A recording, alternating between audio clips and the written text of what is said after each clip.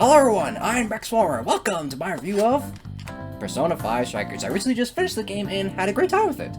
However, I have mixed feelings about the game after looking back on it overall, and overall, I think that there are problems that I have with the game personally that just aren't talked about enough. So, here I am making a video to bring these issues to the light. A few things before we need to get across before we get into the video, because I think it's vital to know this before you get into my thoughts. Number 1, spoilers. Obviously I won't be able to discuss all the topics around the game without bringing up things that are later into the story, so spoilers from here on out. And not just for Strikers, there may also be spoilers for Bayonetta, Devil May Cry, and Doom, so you have been warned. Number 2, negatives. This is a review of how I look at the game. It's just unfortunate that a lot of it will be negative. Yes, there are problems that I will go into, but be prepared for the majority of this video to be negative. And I really try my best to make you understand where I'm coming from and understand why there are so many negatives. Number 3, I am a tryhard. I have quite the experience with mechanics in action games. I have around 50 hours of playtime throughout the Bayonetta games, 150 hours in Devil May Cry series, specifically 5, and 300 plus hours of my life poured into mastering Doom Eternal. So please be aware that when I'm discussing balance and mechanics in an action game, I have this experience behind me, because I'm telling you all the negatives of the video are due to this experience. And finally, number 4, this video is not meant to attack anyone, only to get my thoughts on issues across regarding my thoughts about the game. A lot of talented people put a lot of work into this game. I understand that, I respect their work, especially with the challenge of dealing with the pandemic. I can't imagine how hard that is. This is not meant to be a message to the game devs or anyone who enjoys the game and disagrees with me at all. The only purpose of me doing this video is that I just want to address that these are problems that I have with the game as an action game player, not necessarily problems that everyone will have with it. Now, with all out of the way, let's get into the review, and I hope you enjoy.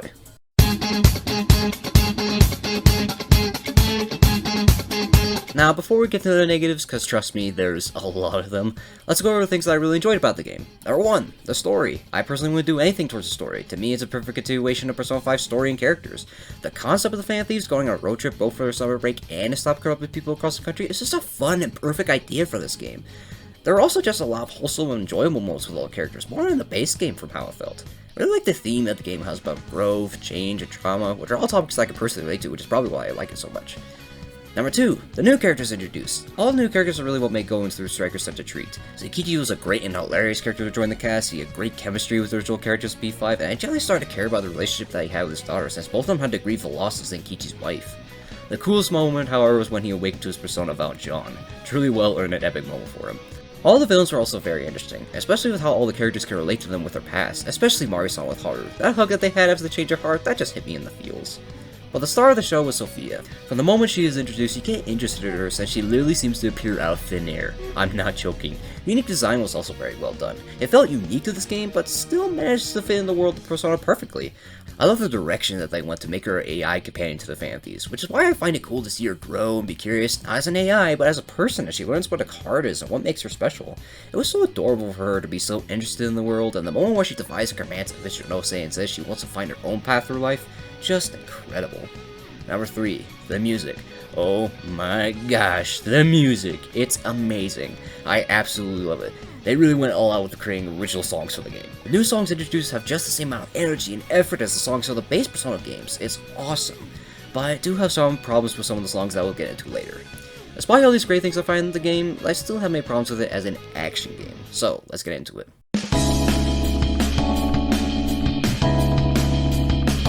Now, before we jump into the problems I have with Strikers, let's go over something real quick. What defines a good action game? Well, in my experience, it's all about the player. The player is what defines and drives an action game at times. So what does an action game have to do for the player to be considered good? Well, through my experience, I came up with a checklist that all action games should follow to achieve this. 1. Encourage the player to understand and master the moveset. Your main moveset is what you're going to be using for the entire game, so it's important to understand how it works, both its strengths and weaknesses. 2. Encourage the player to understand enemy behavior and work around it in a meaningful way. Enemies have strengths and weaknesses just like you, so it's important to understand how the enemy behaves around you. 3. Make the player understand how to manage their resources, if they exist. Resources can have a major impact on how a fight plays out, so it's important to know how to use them effectively, but not to the point that the player will want to completely rely on them. 4. And most importantly, encourage the player to keep playing. The reason that action games can be insane to watch is that other people are inspired to learn and master the game by playing it for hours and hours on end, to the point that you question if it's even a real person playing or not. Now that we have this checklist, let's use examples of both good and bad action games and see how well they do with this criteria. Let's just get the bad stuff out of the way and use this on the textbook example of a bad action game. Devil May Cry 2. Let's get this over with. 1. Encourage a player to understand and master the moveset. DMC2 doesn't require you to use your moveset at all since guns are just ridiculously powerful. 2. Encourage the player to understand enemy behavior. The enemies in DMC2 are nothing more than targets. You don't have to understand their behaviors at all, so you can just destroy them from a distance with your guns. I mean, there's literally a boss where you can do nothing but shoot it to death. Your life bar's barely moving. We're gonna be here for a long time.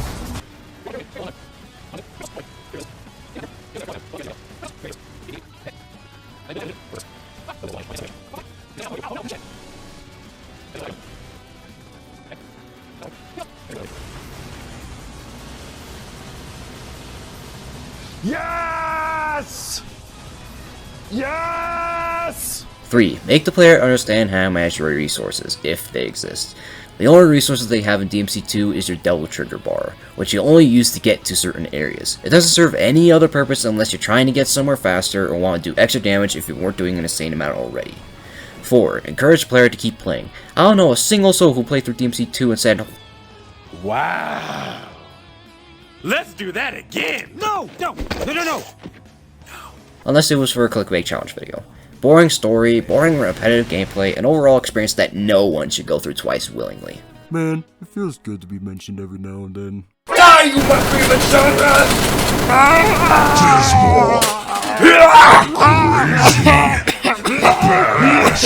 Apocalyptic! Oh, make it stop! Die! Smoking sexy style!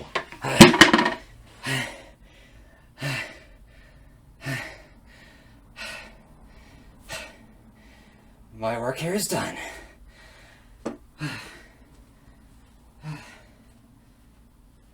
Now that we've gotten the bad stuff out of the way, let's use this list of criteria on a great action game, and personally, one of my favorite games of all time. Doom Eternal. 1. Encourage the player to understand and master the moveset. The entirety of Doom Eternal relies on you understanding what weapons will work better on certain demons and what weapons can deal with enemy weak points. If you're not doing this, that's okay, but you're not using your moveset to its full potential, which the game does a good job in encouraging though. 2. Encourage the player to understand enemy behavior. If you don't know what the enemy is capable of doing in Doom, you're as good as dead. Try to get in close to the Mancubus, boom, instant area effect. Unaware where an Archvile is, more demons spawn in and the fight goes on for longer. Not aware of how far Dread Knight can attack, half your health gone.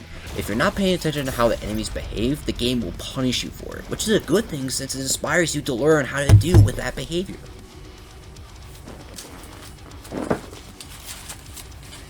Note, don't get too close to Mancubus.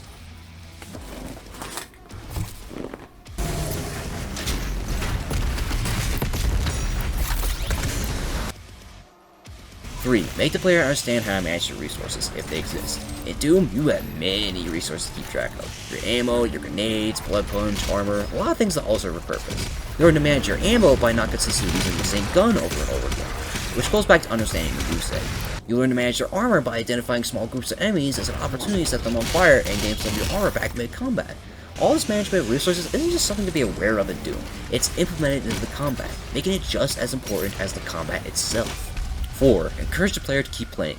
Doom Eternal is a bit more than a year old as of the time of writing the script, and players are still dedicated to playing it every day. Why? Well, it's because it feels like there's always something creative and fun to learn every time you go through the game. I personally didn't like the microwave beam mod when the game first came out, but a year later, it's now my default plasma rifle mod. Why did I have this change? Well, it's because I kept playing. I started to experiment with stuff that I haven't used before. It's that kind of innovation that action games need to do to keep the player interested in what the game has in store for them. Oh, sorry. Gotta be carried away there. So now that we've established this is the kind of criteria that defines what a good action game is, let's see how Strikers holds up against it.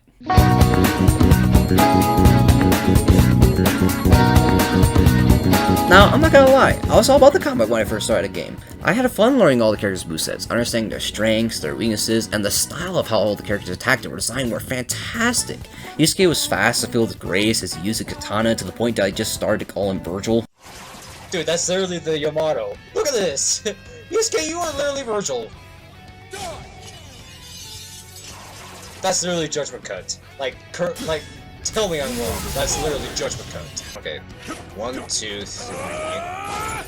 Dude, that's literally Stinger! That's not a Stinger! Virtual's launcher. 1, 2, 3. Oh my gosh, that literally looks like a Rabbit Slash. He literally looks like it has the exact same air moves. Dude, that's literally Homebreaker! Dude, that's literally Homebreaker. Ryuji was slow and brute with how hard he can heal his bat. Makoto was chaotic with how she uses her bike and fists in battle. Overall, the moveset for these characters were very creative and fun to play with and learn. With all these crazy characters and moves, I was thinking this was going to be the next action game I was going to play for the next few months to learn and master, like Devil May Cry or Doom. However, all these fun movesets get overshadowed with how the game handles weaknesses for enemies. For those of you that don't know how damage works in Strikers, most enemies have a weakness to a certain element that the character specializes in. For example, Yusuke specializes in ice, Makoto in nuclear, on fire, Ryuji in electricity, etc.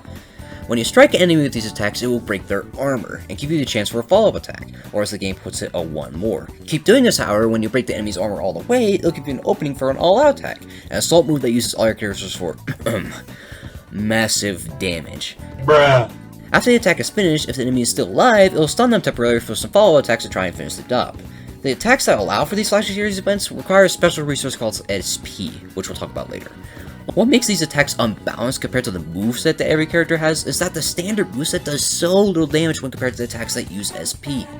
Now, you may argue that you could do these attacks for free mid-combo in your moveset, which you are right, but when I played the game, it just felt like these attacks didn't do as much damage as attacks that require SP, and when they finally felt like they were doing a similar amount, it was near the end of the game. At that point, I just felt ridiculously powerful compared to everything else that it didn't even feel like a challenge anymore, and I was just abusing the broken stuff to get by.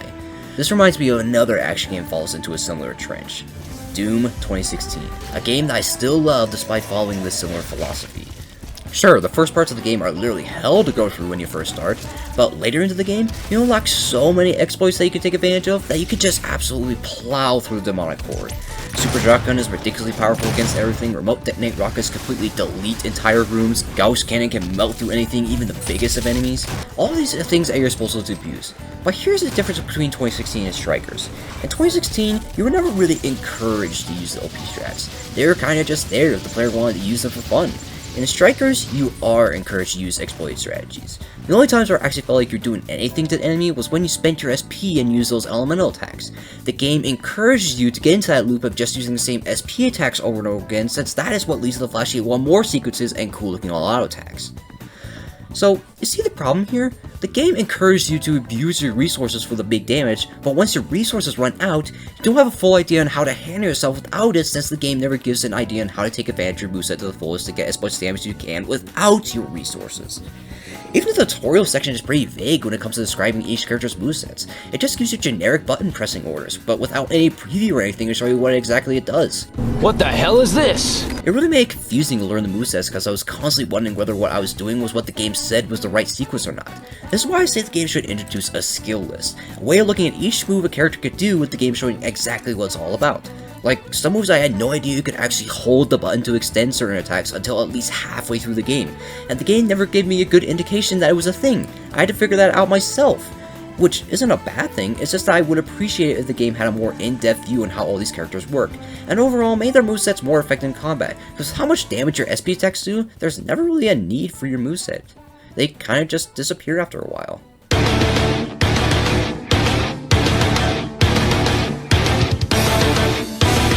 Now, I can't be mad about the design of the enemies in this game. It's crazy to see how they're able to take all the personas and shadows from the base game and turn them into enemies that all have unique animations and attacks that can be applied to the combat style of the game. What I am frustrated about is how the enemy's behavior was implemented, specifically with how it works alongside all the characters' movesets. If I had to put all the problems I have with the enemy behavior into one phrase, it would be end lag. What I mean by that is that there's none of it, for you or the enemy. Let's look at how other action games handle end lag. Take the Virgil fight from DMC5 for example. Anytime that Virgil throws out an attack, there's going to be an opening for you to go into start a combo and get in that sweet damage, since Virgil is stuck in end lag from his attack. This behavior recognizing end lag is even encouraged since he'll reflect all your projectiles and counter you if you just attack all willy-nilly. This isn't just for the enemies, it also applies to your character as well, the biggest example being Dante with Real Impact. Real Impact is without doubt one of the most powerful moves in the game, while if you miss the star ability attack, you're stuck in end lag or open for the enemy to attack you. This gets the player in the mindset that if they want the massive damage from the move, they have to be 100% sure that it's going to hit, or else you're the one that's going to get the beating.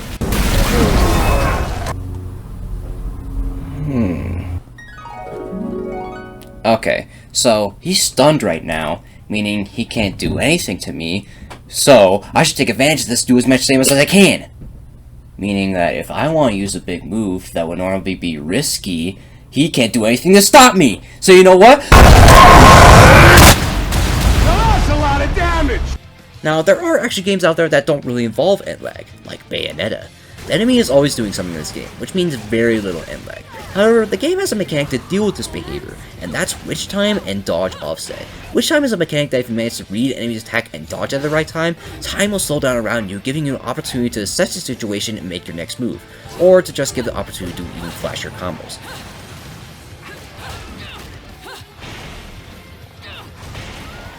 Dodge offset is a concept to me that if strikers had, it would vastly improve both the game and the character's moveset. Dodge offset basically allows you to dodge an enemy's attack mid-combo, but still allow the rest of the combo to not be interrupted, such as doing the punch-kick-punch combo. But to give you that window of ability to dodge an enemy attack, you could do punch-kick-dodge-punch. Notice that the attacks are the same animations from the normal combo, but I'm still able to get a dodge in the middle of it. Strikers has a similar dodge mechanic, but it feels like you can rarely pull it off, and even if you do, it does an elemental attack, which falls back to the moveset versus SP version problem. So the majority of the time when fighting a boss or mini-boss, you're throwing out as much SP moves as you possibly can since it feels like it's the only way to do good damage. And once you run out, you have no way of getting it back if you don't have items, and are stuck doing small attacks as the enemy behavior never gives you the openings or options to get in those big glitter combo moves. So you're always dodging, which will reset your combos, making you mostly use your weaker starting moves, meaning less overall damage. Now, let me ask you something. Does this sound fun to be constantly dodging and just slowly chipping away at the boss's health since you have no more resources and the boss's health is still at 75%? No, it's not. I legit gave up on numerous occasions just to turn down the difficulty so that I wouldn't have to be put through this torture. Look game, if you're going to give the enemy this kind of behavior of always attacking with little windows to do damage between your attacks, then I absolutely expect a way to deal with it, which you just do not provide. There was one fight in this game, however, that had amazing enemy behavior that really made me feel like, yeah, this is an action game. That fight being... Wait, that one looks like... Joker? Yeah, the Shadow Joker fight. Shadow Joker is basically this game's version of Virgil. This is your rival fight, the moment where you fight something that's on the same level as you moveset-wise. You understand the fight since you have to understand your own moveset to understand your opponent's. Since you have this dodge moveset, you know exactly the perfect moment to go in and do good damage while it's safe. This was such a sick moment since I thought I was going to do this with all the characters since Shadow versions of everyone were introduced. You serious? But those fights just happen off screen. Come on, game. That was such a missed opportunity to give the player a true understanding of every character's moveset, since if they wanted to understand how the enemy works, they had to understand their own character first. This is the kind of thinking that all enemies should give you in an action game. It's a shame that this game just doesn't do that a majority of the time.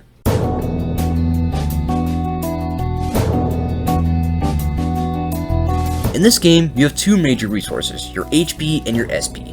HP, of course, is your health, and your SP is what you spend for special actions such as buffs, debuffs, and elemental attacks.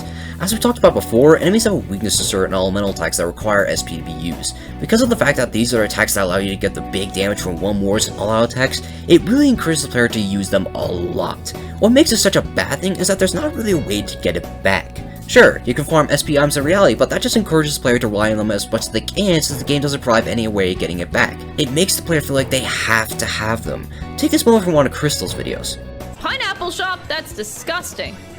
Hey there, pal. Interested in trying some chilled pineapple? Can I help you find something? Oh, I was gonna say no, and then you put the 10 SP on it, and now I gotta say yes. It's all your So, you see what just happened here? She had no incentive to get the item at all, but then she noticed that it's an item that would give you SP. After that detail, she felt like she had to have it. This is where the problem is. Sure, items in action games are not really a new concept, but they do have their drawbacks. In Devil May Cry, if you die and don't want to restart at the last checkpoint, you can spend a gold orb to instantly revive without having to spend orbs. The drawback for this, however, is that at the end of the level, your score multiplier will be decreased, making it hard to get that sexy S rank. By having this penalty, it gives the player the idea to at least try to not use items if they want that high score. But in Strikers, there's no penalty whatsoever, giving the player the impression that they can spam all they want since items are the easy way to get back health and SP. The only times you can get your SP back completely without items is by leaving the jail, which leads to another problem. Take this situation from my streams. I just got one of the 3 cores of the jail, I head down the tower and there's a mini-boss, so I fight through it.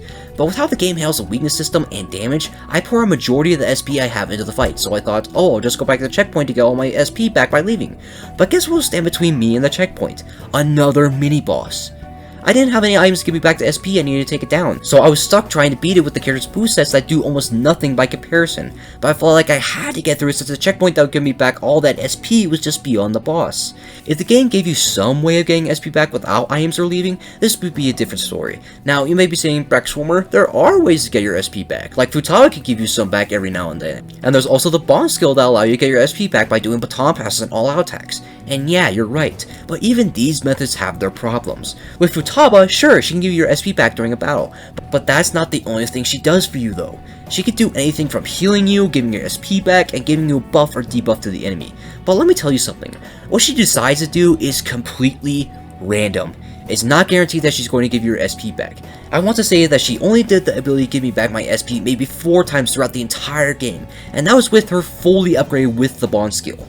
Even when she did use the ability, she never gave me enough SP for those elemental attacks that I'm basically relying on at this point. Now, for the Bond skill with the baton passes and all-out attacks, yes, it is good. It does feel like I have more SP for longer with it, but the problem I have with it, it was just introduced way too late into the game. It legit is the last Bond skill that you unlock in the game. Had this been introduced much earlier into the game, or heck, just been a default mechanic from the start, a majority of my issues with resource management in this game would instantly go away. There is one character that breaks the spammy norm of resources to me, and that's Zenkichi. Zenkichi to me is the only character in the entire game that really encourages management of your resources. Zenkichi's boost set is different from the rest of the cast as he doesn't really specialize in any element. Instead, his special moves will actually heal himself if they successfully land, which can be done by both his swords and his guns. But the balance for this, however, is that he can enter Fury mode. This is essentially a free buff that gives unique properties to his sword, such as setting projectile waves as he swings his sword around for a more area of effect attack. The trade-off for this, however, is that while in Fury mode, your health will slowly start to drain. By taking the focus elemental attacks out of the picture, you're instantly more focused on managing your health and your SP, such as you can spend your HP for more damage but can gain it back by taking advantage of your moveset.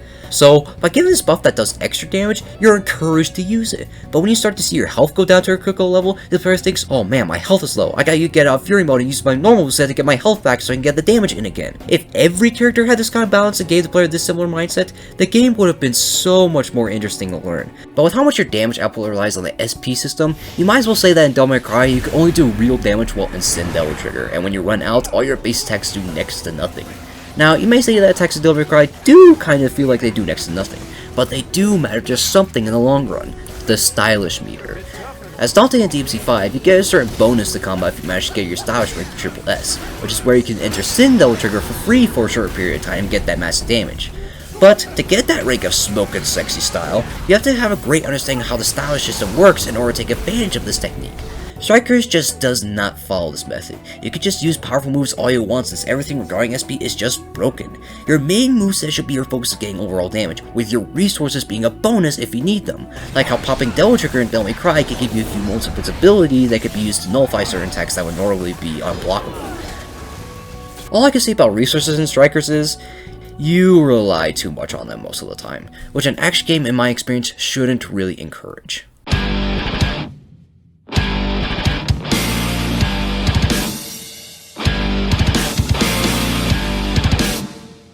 As stated before, the player is what drives an action game, and there are many elements that the game can do to keep the player interested and engaged. One element that really helps to keep the player engaged in the action is the music that plays alongside it. Not to say that music in Strikers is bad, it's just that there are more songs that would be better suited for the action that was chosen in my opinion. I mean, What You Wish For is a good song by itself.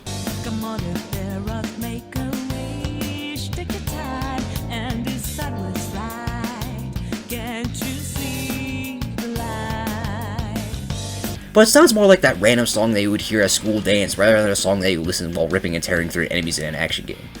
Overall, I just don't get the feeling in combat that makes you want to get in there and be aggressive to enemy like other action game songs do. For example, Moon River.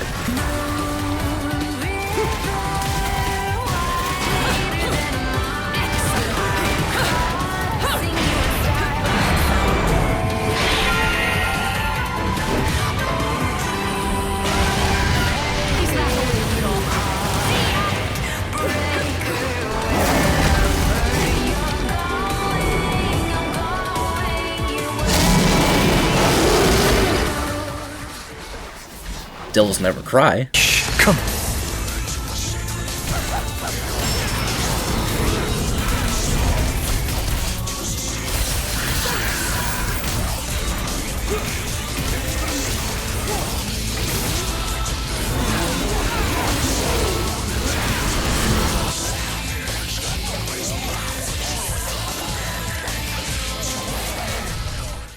Devil Trigger.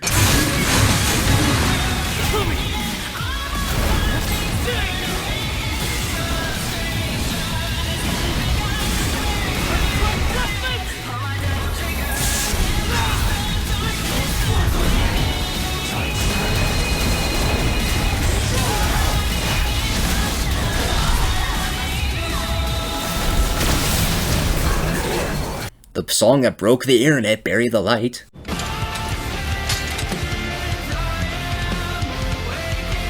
Show me.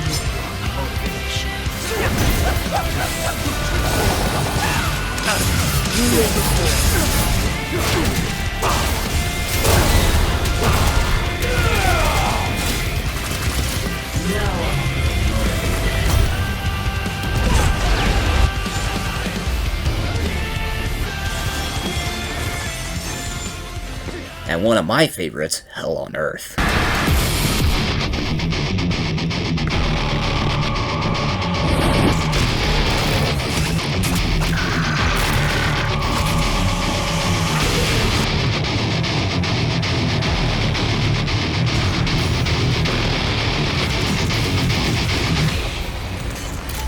All these songs are meant to encourage the player to really get in there and have a blast fighting an enemy. Now, I may argue that there are song strikers that do have this effect, such as Daredevil, which is probably one of the best action game songs that I heard in a while.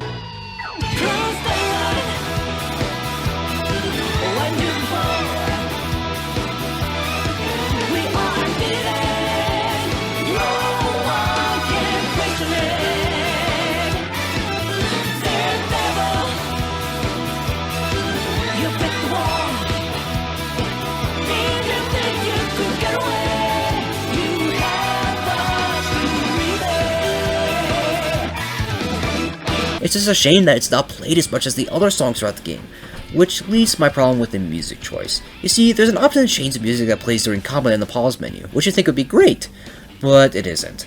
All I need to do is choose from different pools of songs, not the specific songs themselves. One pool is the game's original songs like What You Wish For, and other songs I can't really name since I really feel like they never changed in combat.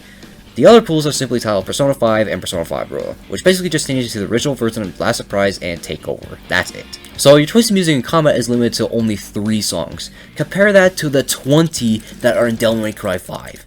Sure, you can get more songs by buying the DLC pack, but not only would that give into Alice's DLC problem, but only would give you songs from the previous Persona games that, remembering off the top of my head, wouldn't fit very well with the action in this game. Another element that helps keep the player interested to keep playing is creativity. What I mean by creativity is allowing the player to take their moveset and create unique combos and special ways of dealing damage. I mean, look at the combat Doom Eternal, a game brimming with creativity in its combat. We use the Shield Soldier as our test shot to show off how creative Eternal can be with its combat. Despite that this is only one enemy from the entire roster of demons in the game, there are multiple ways of going about killing him. You can be straightforward and do what the game tells you and shoot his shield with a plasma rifle to turn it into a bomb. If you manage to charge Heat Blast, you can have the same effect.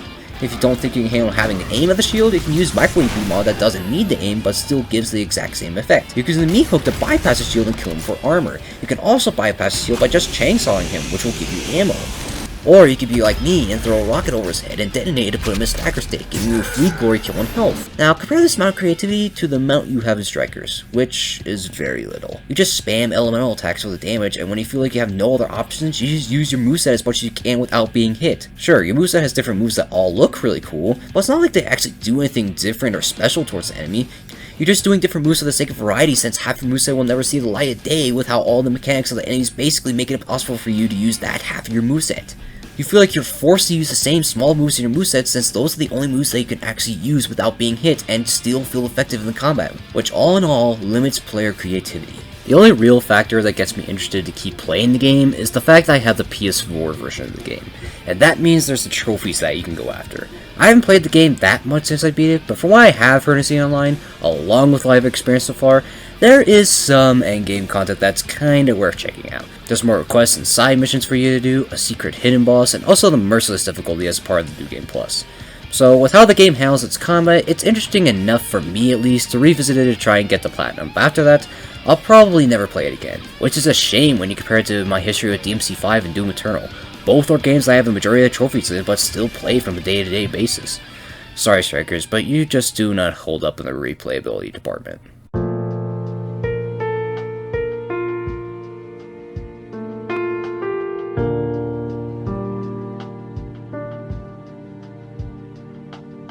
So with all these flaws, all these problems with the balance of the gameplay, with how everything seems to be against you, is Persona 5 Strikers a bad game?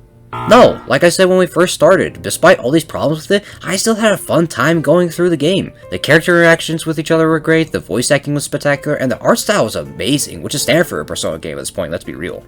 Even after considering all these problems I have with the game, I still gave the game an 8 out of 10 the moments after I finished the game on stream, and I still stand by that rating. This truly is a fun action game that everyone, specifically the Persona audience, can get into. However, when you have a long history of action games like I do, you really start to see the flaws that it has. The biggest letdown I just had with the game is with it immediately jumping into combat and showing you how crazy the game could be. I was thinking, holy crap, this is going to be the next Devil May Cry that I'm going to learn for the next few months and nothing else. This game is my life now! This thought eventually got to the point that I started referring to this game ironically as Persona May Cry. But after playing through the game all the way, it's sad for me to say that it didn't really live up to that title. Overall, I do think that Persona 5 Strikers is a good action game. It's just that there are a lot of things that are holding it back from true action greatness. If there was just some concept of end lag, not relying so much on the SP system, and overall the gameplay was more polished, this would without a doubt be the best action game of the year. While on the Persona side of things, this is one of the best sequels to a game that I ever played. Persona 5 Royal is one of my favorite games of all time, so this game had a lot to carry on when coming off of a statement like that, and man, did it deliver. The ending to me just defines what this game means to the world and future of Persona 5. The game closes with everyone going their separate ways, and most likely for the last time. With how many Persona 5 spin-offs exist now, with P5 Dancing, Q2, a reboot of the original game, and anime, and now unique action games separated from the pack, I would dare say that this is the last goodbye for the fan thieves. This game to me officially starts the way for Persona 6. But Persona 5, man, it's been one crazy ride. But like a wise man once said, a part of the journey is the end. Thanks fan thieves, you really have changed all our hearts.